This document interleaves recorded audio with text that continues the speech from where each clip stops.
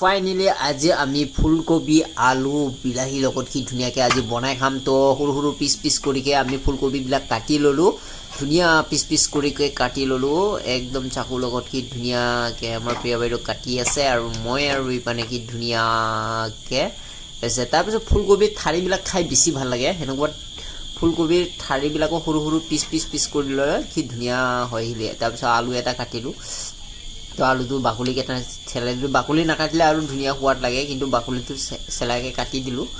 তো বাকলিটো মানে সোৱাদ লাগে। আলুটো মানে অলপ সৰু সৰু পিচ পিচ কৰি ল'লোঁ, বেছি সৰু হোৱা নাই, মিডিয়াম চাইজৰ পিচকেইটা কৰি ল'লোঁ। ধুনীয়াকৈ আলুবিলাক পিচ কৰি হোৱাৰ পিছত পিঁয়াজ এটা কাটিলোঁ, কি ধুনীয়াকৈ পিঁয়াজ অলপ কাটিলোঁ। পিঁয়াজটো কি ধুনীয়াকৈ বাকলিবিলাক চেলাই ল'লোঁ। পিঁয়াজটো সৰু সৰু সৰু কিন্তু সোৱাদ কিন্তু বহুত ধুনীয়া সোৱাদ হয়। পিঁয়াজটো মই ধুনীয়াকৈ কাটি লৈকে ৰাখি দিলোঁ। তাৰপিছত মই ল'লোঁ এতিয়া জলকীয়া মই কি ধুনীয়াকৈ ল'লোঁ। জলকীয়া লৈকে তাৰপিছত আৰু ৰহুন দুটা ধুনীয়াকৈ চেলাই ল'লোঁ। ৰহুনকেইটাও দিব ভাল লাগে, চব্জিত ৰহুন দিলেও বোলে ভাল লাগে। আৰু এটা ৰহুন চেলাই লওঁ, ৰহুনটো কি ধুনীয়াকৈ চেলাই ল'লোঁ।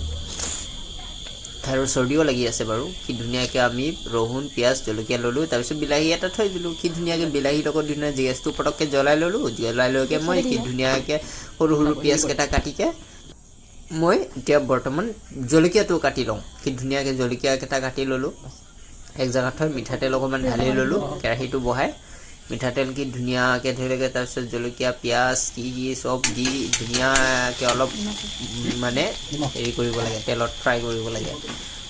তাৰপিছত অলপ অলপ ফ্ৰাই কৰিকে যেতিয়া অকণমান লাল কালাৰ হ'ব, লাইনটোও গুচি যায়, পটককৈ ইনভাৰ্টাৰৰ লাইন আছিলে, লাইনটো গুচি যায়। তাৰপিছত নিমখ অলপ দি দিলোঁ, নিমখ অলপ দিকে তাৰপিছত মই চব্জিকেইটা ধুই লগালগ চেনকৈ বহাই দিলোঁ। কি ধুনীয়া চাকি ধুনীয়াকৈ চেনটো ধোঁৱা ওলাই গৈছে, মানে অলপ তেলটো বেছি গৰম হৈ গৈছে যে, সেইটো কাৰণে আৰু বেয়া পাই লাভ নাই আৰু কি কৰিব, উপায়টো নাই আৰু ন।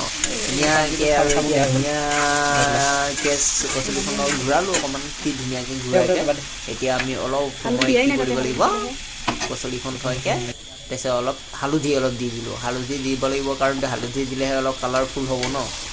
তেতিয়া কি ধুনীয়াকৈ আমাৰ লাইটটো আপডাউন কৰি থাকে খালি, এইটো কাৰণে বেয়া লাগি থাকে অকণমান মনটো। তাৰপিছত আৰু এনেকুৱাই কি ধুনীয়াকৈ আমাৰ লাইটটো আহি গ'ল। এতিয়া তজৰ পোহৰতে অকণমান বোলো চব্জিটো দেখুৱাই দিওঁ। কি ধুনীয়াকৈ অকণমান পিঁয়াজটো জ্বলিছে আৰু দেই, বেয়া চেয়া নাপাবি আৰু। তাৰপিছত বিলাহী ল'লোঁ, বিলাহী মিক্সিত অকণমান পিচ পিচকৈ কাটি ধুনীয়াকৈ মিক্সিত অকণমান কৰিকে কি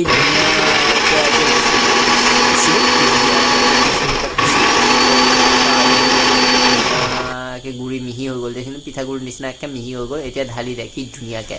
কিন্তু এনেকুৱা মিশ্ৰিত দিকে যেতিয়া বিলাহী দিওঁ নহয়, কি সোৱাদেই বেলেগ, একদম ক'বই নালাগে আৰু কি ধুনীয়া। এতিয়া অকণমান লৰাই দিলোঁ কি ধুনীয়াকৈ, এতিয়া কালাৰটো আকৌ বেলেগ। অলপ সময় এনেকুৱাকৈ থৈকে মই অলপ সময় ঢাকি থৈ দিম, পানী অকণমান দিকে। তাৰপিছত পানী অলপ দি দিয়াৰ পিছত আৰু ঢাকি থৈ দিম আৰু কি অকণমান লৰাই মেলি কি ধুনীয়াকৈ। অলপ সময়ৰ পিছত খুব বেছি 5 মিনিট সময় থৈ দিলেও কি ধুনীয়াকৈ হৈ যায়। 5 মিনিটৰ পিছত ওলাই দিলোঁ, মই চাওঁ যে বাহ কি ধুনীয়া চব্জি, ইমান ধুনীয়া গোন্ধ ওলাইছে নহয়, একেবাৰে খাওঁ খাওঁ লাগি গৈছে আৰু এই ৰখি থকাত নাহে আৰু একেবাৰে কি ধুনীয়াকৈ আলুকেইটাই সিজিছে বুলিকৈ চালোহি আৰু আলুকেইটাই সিজিকৈ ধুনীয়াকৈ যদি হ'ল যেতিয়া আৰু একো কাম নাই আৰু ঢাকনিটো দি আৰু ধুনীয়াকৈ অ'কে বুলি কৈকে থালিত ল'লোৱে ভাত। গাজ টেঙা আছিলে, দালি আছিলে আৰু এইপিনে আচাৰ আছিলে। তাৰপিছত আৰু চাহ মই এটা খাই দেখোঁ কি ধুনীয়াকৈ, কি মজা, কি মজা।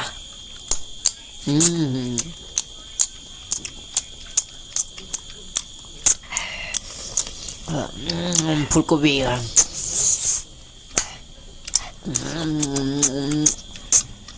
কি মজা, খাই মোৰ মজা লাগিছে। গাজ টেঙা অলপ ল'লোঁ, এক গৰা ভাত খাই দিওঁ।